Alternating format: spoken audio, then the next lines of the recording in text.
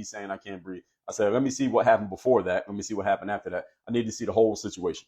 And we all know, or actually some of you know, some of you still don't know, but when the full video came out, it made a whole lot more sense. I said that day, I said, when that clip came out, I said, that doesn't look good. I said, optically, that does not look good for the police. Optically, it doesn't look good for anyone who has any inkling in their mind that the police are against black people or that America is against black people or any thoughts of racism, et cetera, et cetera. I said, just based on the optics alone, it does not look good for the Minneapolis Police Department, doesn't look good for the United States, doesn't look good for that cop. And people are going to get really reactive about that because most people are not going to wait as I wanted to. They're not going to wait to get the full context and they're going to immediately react. I'm saying all that to say this. The optics of what's happening in LA with the fire department, because they just got a microscope put on them.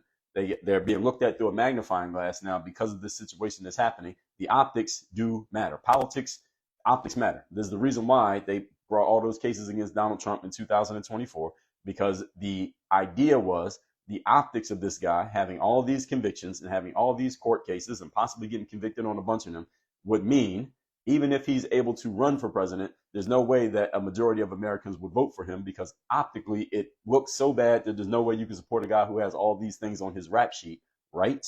We found out that was wrong because certain people, it doesn't affect them in the same ways. So when you focus on, and this is what's happened in the LA Fire Department, we cannot act like this is not the case. It is the case because they have plainly stated it, that they want to focus on diversity, equity, and inclusion, which meant hiring more women, hiring more minorities, hiring more people from the LGBTQ community. When you focus on hiring people based on diversity, equity, and inclusion, and again, the way that it is implemented, not the actual definitions of the words, because the actual definition of the words diversity, equity, and inclusion could actually be a positive thing if you went by the dictionary definition. So I want to be clear here as well, because people like to play games with the language here.